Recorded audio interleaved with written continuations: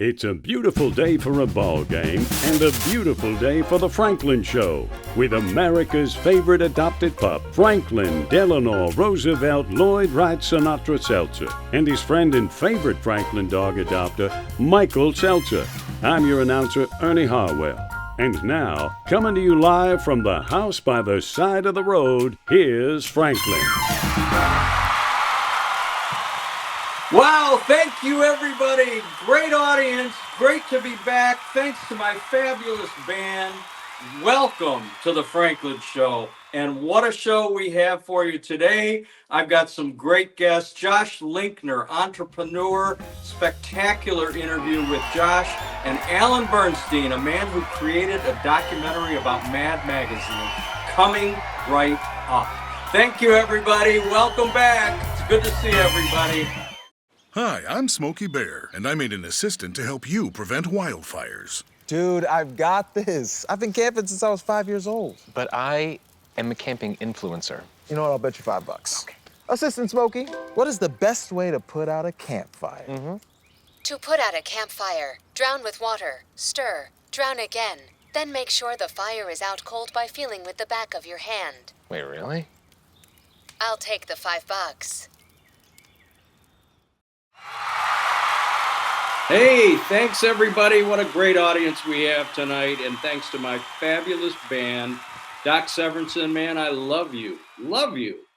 I am here and very, very proud to introduce our first guest on today's Franklin Show. He is an award-winning author, a lecturer, an entrepreneur, and a Franklin villager. I'm very proud to introduce Josh Linkner. Josh, welcome to the Franklin Show. Thanks so much. Great to be with you, my friend and neighbor. It's great to be with you too. We share so much in common, aside from being neighbors, aside from being entrepreneurial geniuses and best-selling authors. Of course, I've got a number of books, as do you. But we also have a lot of other things that we love, like our puppies. Now, Franklin, of course, is the star of our show. I'm just, his co-host. And you have Da Vinci, who I'm so disappointed isn't here with you today, but we would have loved to have had Da Vinci. Frank always likes to have guests who have puppies. But we'll save Da Vinci for our next show. So let's start at the beginning, which for me is an unbelievable marketing company that you created about 20 some years ago. And by the way, I'm a retired marketing guy, in case you didn't know that. So I have a great appreciation, and I had a lot of friends that worked for you. And so E-Prize in Pleasant Ridge was the hottest ticket in town. I mean, people were lined up to go to work for E-Prize. Am I right? Thank you for saying that. We're very proud of what we built. I started that company in 1999, and it was very much trying to break the mold. Everyone was focused at the time on internet advertising, and instead of being like the 600th internet advertising company, we thought, could we be the first internet promotion company? And we did. We created a very fun and vibrant culture. It was a cool place to work that supported people's creativity and built a fun business. We did have a great recruiting capacity. And one of the things I'm most proud of is where our alum have landed. Some of them have gone on to start and sell companies. They've been the CEO of big companies. They've worked in big tech. And as I hear, they've even run historic music labels. Yeah. Well, I guess we should let that cat out of the bag. My son, Justin, wanted so desperately to work for you. And when he was living here in Franklin, he was on the list. And Lindsay Rosen, of course, your personnel director, who's still with you all these years later, kept saying, Justin, hang in there. We're going to find a spot for you. Just hang in there. Well, Justin got tired of waiting around and he moved to Los Angeles. And I'd say within 2 or 3 months, he got a call from Kaiser Yang, who was running the LA office, and with references from people that we both know. Justin started working for E-Prize in Los Angeles and loved it. He was there for about 5 years.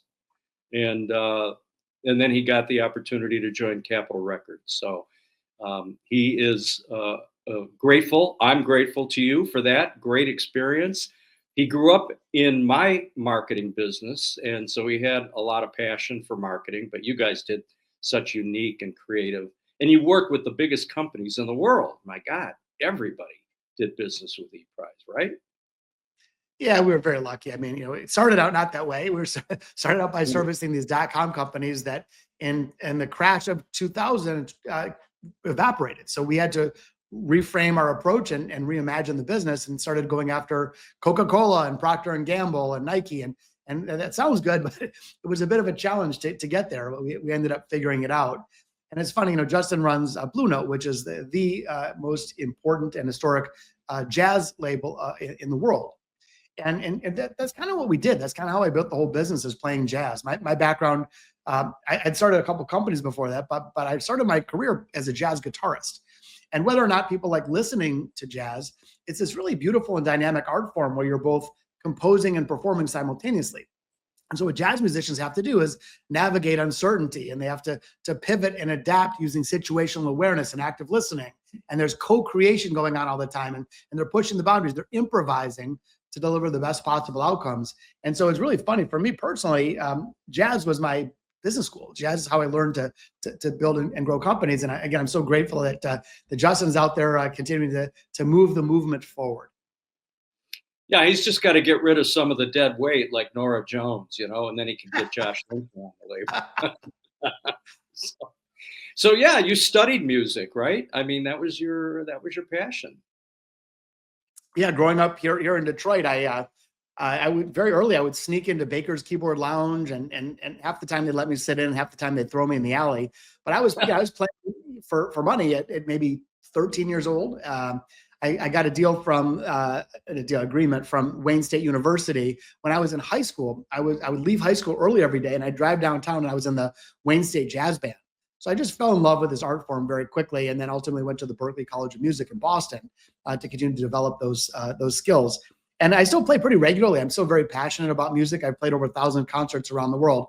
But even when I'm not playing guitar, I feel like I'm still playing jazz. When I'm in a meeting, when I'm investing in a company, when we're trying to navigate uncertainty, to me, it's kind of the same thing.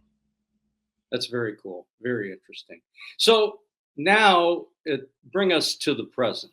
What specifically are you working on, focused on now? I know about Platypus. I know about that.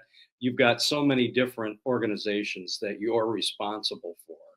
What is, want to talk a little bit about those? Yeah, I sort of have 3 buckets of professional activity. You might say 3 full-time jobs, or so my wife would say that. One bucket is around my body of work around innovation. I've written 4 books, New York Times bestseller, et cetera. And so I speak and write and research human creativity, mainly to apply it, not for painting on canvas, but to apply it in the business world to drive outcomes.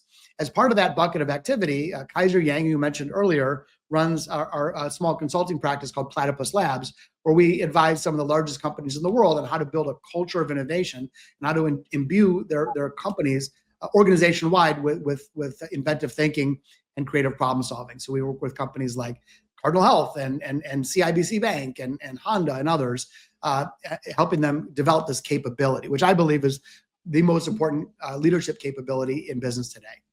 The second bucket of professional activity, I started a company a few years back, which is called Impact 11. Impact 11 is a development community for thought leaders, authors, experts, and professional speakers. We essentially help them build and scale a speaking practice and help them monetize their expertise in a number of different ways. And that's actually since expanded not only to serving hundreds of professional speakers, but also helping corporate executives become better communicators, become more persuasive, more effective, more inspirational in their high stakes moments. The third bucket, and I can go as deep as you want on any of this, is a venture fund that I started called Mudita Venture Partners, MUDITA. Mudita is a Sanskrit term, which means taking joy in other people's success. So when I hear about your son, Justin, running Blue Note Records, that fills me with joy because I'm excited for his success. Anyway, I named the fund Mudita because many venture funds are ruthless. They're trying to cut people down and take what they can get. And ours is different. We're outcome focused, but it's around lifting people up. And so this is a fund built with compassion and empathy and generosity and kindness. And so the fund, we invest in early stage tech companies, mostly B2B software companies, that we think are not only going to create economic gain, but also do good in the world. And our goal is to not only drive economic rewards, but also to really make an impact on humanity. And so we won't invest in a company unless we think that if it's successful, it will be a net positive to the world. So that's me. Innovation bucket, professional speaking and thought leadership bucket, and then venture capital. All of that innovation coming out of Franklin, Michigan. I mean, that's just incredible. That's what makes our community such an enviable community, why we're so proud, why I continue to have such a passion for our village, people like you. So I'm so in awe of your talent and ability. So you do a lot of speaking, right? You're on a lot of speaking tours? I do. I just looked it up. Over the last 15 years, I've delivered over 1,300 paid keynotes. And to me, it's not about the applause or money or whatever. It's about you're essentially in the aha business. And so I'm helping, to help people reframe previous beliefs and patterns, to discover new ones, and to open their eyes to new possibility. And so it's really, it's deeply intrinsically rewarding to be able to make a difference in people's lives and businesses. So I love doing it. I'm very passionate and committed to the practice. And but as a result, yes, I've been, you name a big company, I've probably spoken there. And so it's really been an honor to not only to share, but also to learn. I get to go into major banks like RBC or Citibank, or big groundbreaking healthcare companies like Johnson & Johnson or Abbott Labs. And in preparation for my remarks, I get to learn from these incredible leaders and all about their businesses. And so I have kind of this interesting view across multiple industries, which is also deeply intrinsically rewarding. Yeah, I would think so. And do you publish a list of your speaking engagements so that, are they open to the public, or are these all corporate events? I don't publish a list, and most often they're not open to the public. Usually my typical opportunity is, go speak for a Fortune 25 company to their most senior leaders. They're doing their strategy kickoff for the year, and the CEO speaks, and then I might speak after him or her. So no, unfortunately, most of them are closed events. There's lots of me on YouTube, more than probably most people want, but those events themselves are closed. TED Talks, I would imagine you've done a few of those. A couple TED Talks years ago. And I've had the great honor to be able to be in the idea business and to share insights with others. Again, it gets back to play and jazz for me. It's to be able to discover something through hard work and tinkering and making mistakes, and then to be able to share that thing with others. It's really an honor and a gift. There are a lot of parallels, aren't there? There really are. And so what's upcoming? Anything exciting you care to share? Upcoming new that has not been, that we can break some news with here on the Franklin Show? I'm continuing to do all three of those buckets of activity. I'm still a proud Franklin resident and intend to do that for the rest of my family's days on the planet. We just love Franklin, Michigan. One thing is kind of cool. I'll just share, as mentioned, when we invest in companies, we want to do well and do good, both economically and also for humanity. And about 80% of our capital goes to outside companies. There's an entrepreneur, company's up and running, we invest in and hopefully help out a bit. But 20% of our capital is called Mudita Studios, where we are both the funder and the founder. In other words, we develop our own ideas. We have a very rigorous sort of laboratory process. Most of the ideas don't make it all the way through, but the ones that do, we then fund and launch. So I'll share one that's really cool. It's called Sign AI. We learned that over 500,000 people in the United States alone, sign language, American ASL, is their primary language. And then another 1.5 million people a day interact with sign language, caregivers, family members, etc. The problem is translation services are few and far between and very expensive. So if a governor is giving an announcement, there might be someone signing next to him or her, but if you're in a Zoom meeting, not so much. We developed a technology that is bi-directional real-time ASL translation, which means that let's say you and I were on a Zoom call, there could be a third box, my face, your face, and then an avatar, like a computer, although it looks like a human. I could sign to it and it would speak to you. You could speak to it and it would sign to me. So we're providing this stream of activity where people don't have to translate or read a transcript. They can communicate in real time across sign language to a spoken word language. And we're really proud of that. I think it's going to be a big commercial success, but more importantly, I think it's going to change a lot of lives. Imagine in a first responder situation or coming to a hospital or even in a business meeting or customer service experience, to be able to provide that speaks it in a native language to those that need it, to me feels very fulfilling. That's spectacular, man. I can't even begin to comprehend the depth of that kind of an operation. That's truly innovative. Well, I really appreciate you taking the time. I know you're a busy guy. I've always wanted to meet you. I'm sorry we haven't met before. Last question. Who's your favorite council member in the village of Franklin? Any name come to mind? The only one that, well, my number 1, 2, 3, and 4 are Michael, and Michael. Just to put that out there. That's how many times I've run for re-election. Hey, man, thank you so much for joining us, Josh. It was a real pleasure. I really appreciate you taking the time. All my best to your family and to Da Vinci. On the next time, we need to have Da Vinci on camera with Franklin. Well, that sounds great. Look forward to seeing you in the neighborhood, and appreciate the great work that you continue to contribute. Thank you so much. I appreciate it. Okay, everybody, thank you. We'll be right back with our next guest. Hang in there. What a great time we're having here today. When it comes to disasters and emergencies, it's not a matter of if, but when. I'm relying on luck, but who knows if it'll be on my side. Let's prepare so we all have a better story to tell. Take control at ready.gov/olderadults. Hey, welcome back, everybody. Welcome back. Thank you. I have the distinct honor of introducing to you a man I've not met before, but I'm enthralled with his story. Ladies and gentlemen, please welcome my guest, Alan Bernstein. Alan, welcome to the Franklin Show. Thank you. Thank you for having me. I am awestruck by your story, and I'll tell you why. Growing up as a kid in the 60s, I fell in love with Mad Magazine.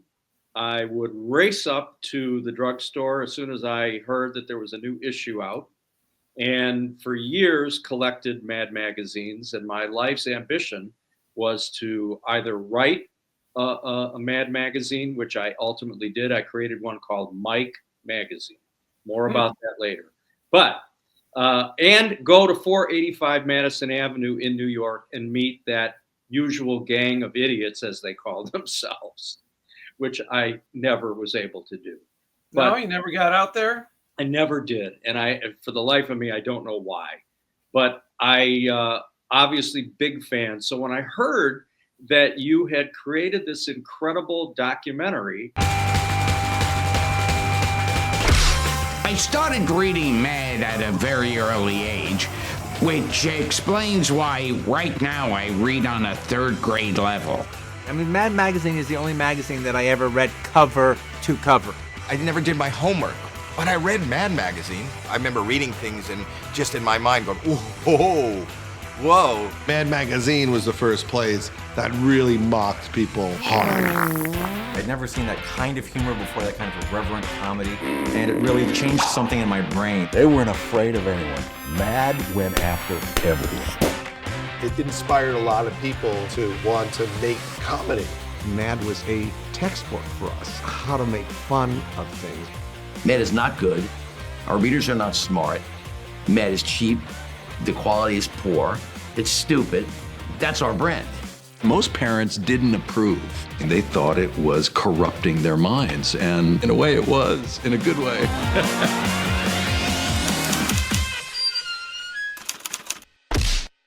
And I read about it in the press. One thing led to another. I found out that you were associated with Carrie Lazat, who's my executive producer here on the Franklin Show, which is the #1 show on cable, by the way. And I said, well, you got to hook me up because I have to have this man on my show. So I'm so happy to have you, and so happy that we share that in common.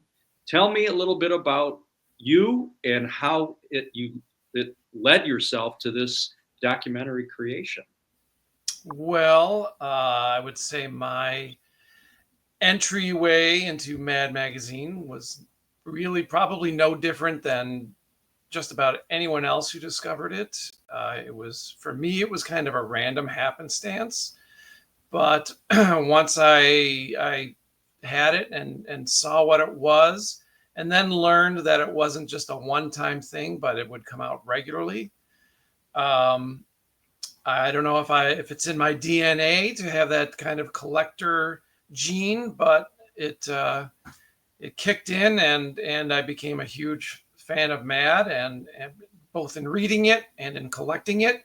I've spent a couple dollars, as you can see, on things over the years, and over time, my work, I went into the filmmaking field, and over time, as I tell it, I just kept waiting for someone better than me to make a documentary on Mad, and I, quite frankly, became tired of reading obituaries of the artists and writers who I grew up reading, and decided to do it myself.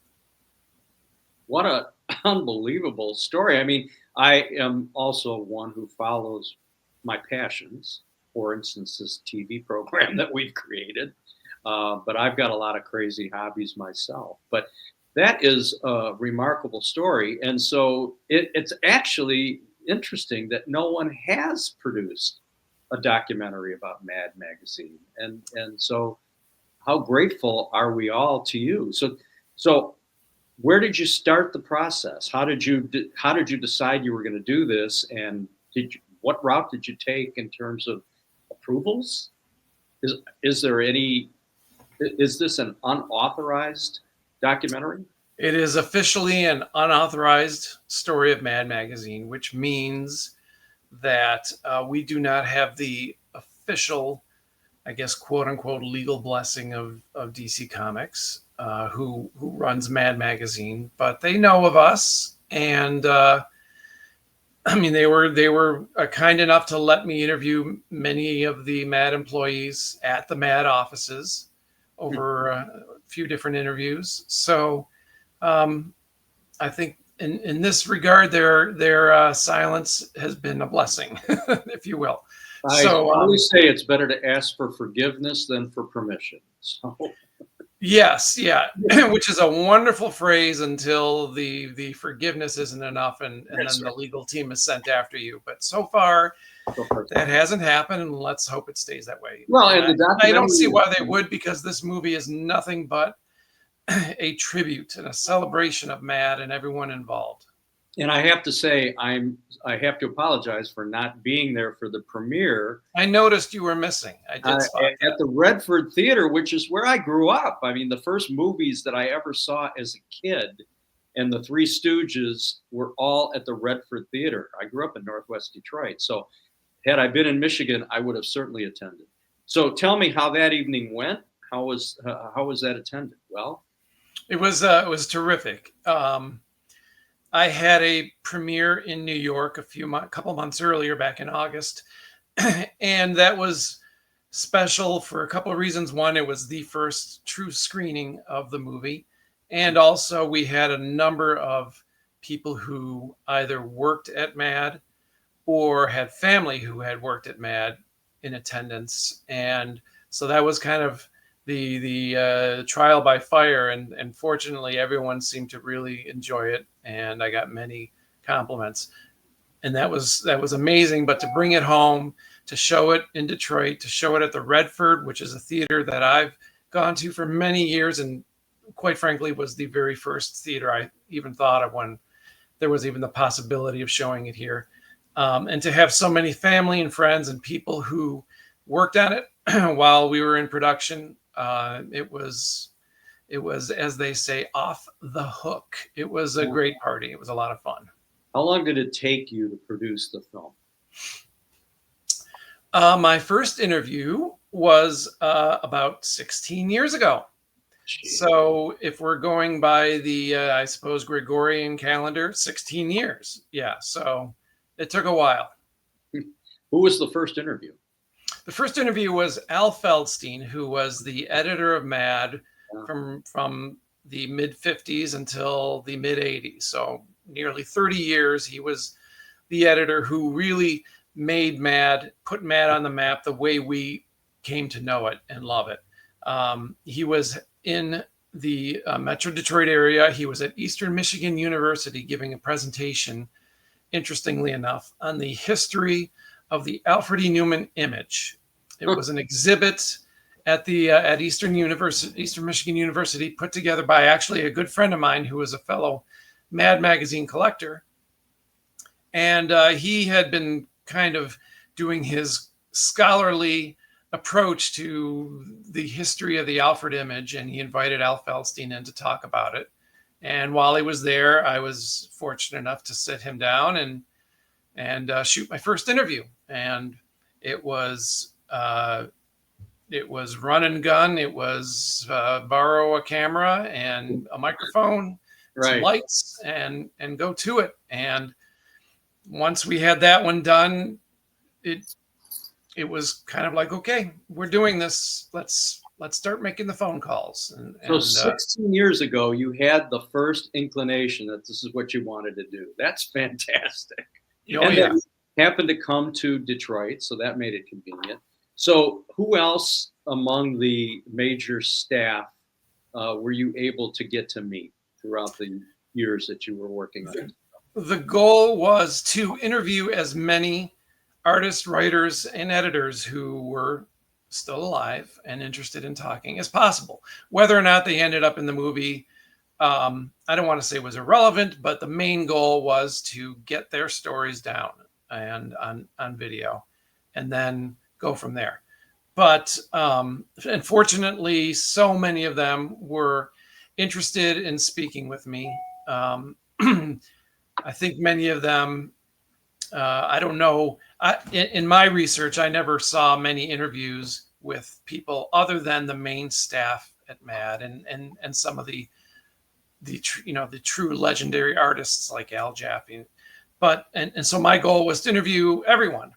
And if you were a MAD fan, from the artists, we interviewed Al Jaffe, we interviewed Jack Davis, we interviewed Sergio Aragonés. Wow. And all his margins. I love his little margins, yes. Yeah. And Mort Drucker we interviewed, who was the absolute king of the movie satire and the caricature, and Angelo Torres, who was right up there with him in doing the TV satires. And then from the writing side, we interviewed Arnie Kogan and Larry Siegel and Stan Hart and Frank Jacobs. And, we got the full mixing of the people who were there from the beginning. And, did you get to Bill Gaines? Bill Gaines unfortunately passed away in the early 90s, and I wasn't able to interview him. And there were a couple other artists who I was close to interviewing and just weren't well enough, and unfortunately passed away before I could get to them. Dave Berg, by any chance? Dave Berg. And Dave Berg and Don Martin and Antonio Prohias, who was the originator of Spy vs. Spy. Right. Those were the three artists and George Woodbridge was another artist who passed away in the early 2000s. And it was those basically four artists who once after the fourth one, that was the kick in the pants of like, these people are not waiting for me or anyone else to talk to them, unfortunately. So those were the four that got me going. Didn't Al Jaffe just pass away?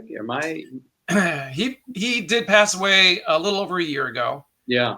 And he was close to 100 years old, he was 102, I believe. Wow. He was doing Al Jaffe. For those not aware, he was the man behind the so many things, but mainly the fold-in at the back of issue of every Mad magazine. Right. There was a segment called the fold-in, and he was doing those up until he was 99 years old. So I think he holds the Guinness, don't quote me, but he essentially holds the Guinness Book of World Records as the longest working cartoonist. It's unbelievable. Yeah. And I mean, it was such a wonderful treat to pick up the next issue of Mad Magazine. And the satires were spectacular. The lighter side that Dave Berg would do, the Don Martin cartoons. I mean, so much a part of our childhood. And they would come out with those annual special editions multiple times a year. I think there were a number of different special Mhm. editions. And even in recent years, although they were mostly reprints, every now and again I would pick up a copy, and it would just be such a pleasure to read and to relive some of those great nostalgic moments that we all grew up with. What a And that's kind of what's interesting about it is for people in our age range, and older, and definitely younger. Mad holds a nostalgic feel for people like us. It was instrumental in shaping our senses of humor, but also to a degree shaping our senses of politics and just getting around in the world. And that in a way is kind of lost. I think the nostalgia of Mad kind of is the first thing we go to. Oh, I remember growing up with that, or my brother or my sister read it when I was younger. But you can't forget why we read it. And it was hilarious. It was funny on every level, from the pure stupid to a degree of satire that is, I think, sorely missing. Except, I shouldn't say that. There's so many outlets now with the Daily Show and things like that. The Onion. It's still there, but it's not true. It's missing. It's missing the voice that brought us to this, which was Mad. And yes, Mad is still published, and currently, as I understand it, a couple of years back, they went to an all reprint format. So the magazine was put out on a regular monthly basis or so, but it was all reprints except for a new cover and a new fold-in. And slowly over the last couple of years, they've been filtering in new material in each issue. And the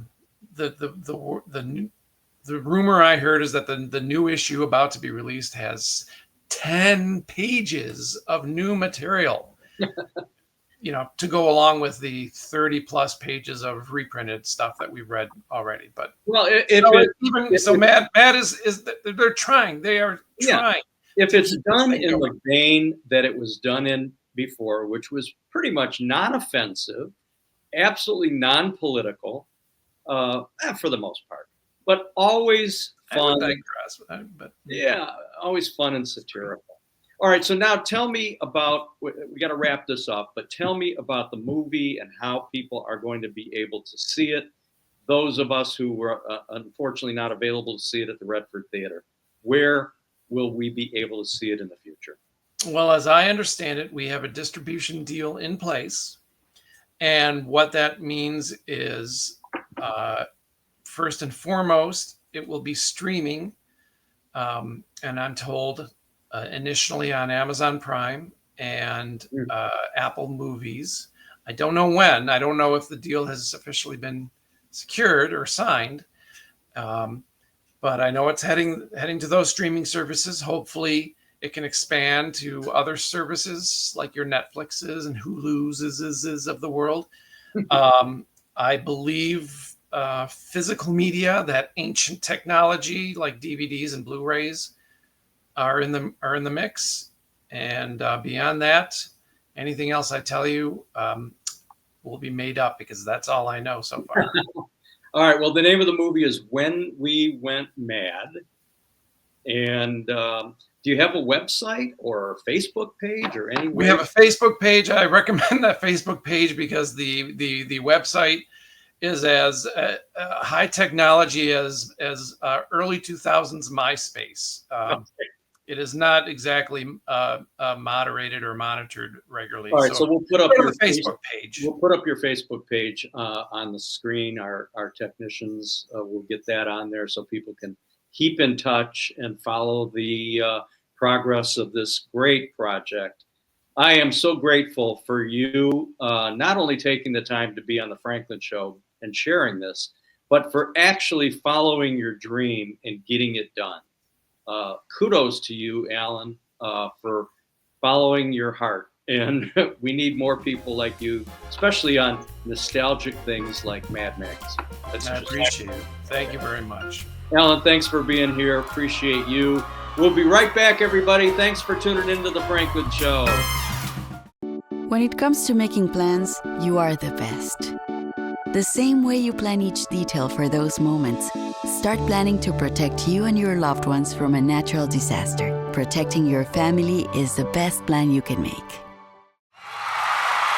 Well, thank you, everybody. What a great show today. Thanks to my great guests, Josh Linkner, what great stories, and Alan Bernstein, Mad Magazine documentarian.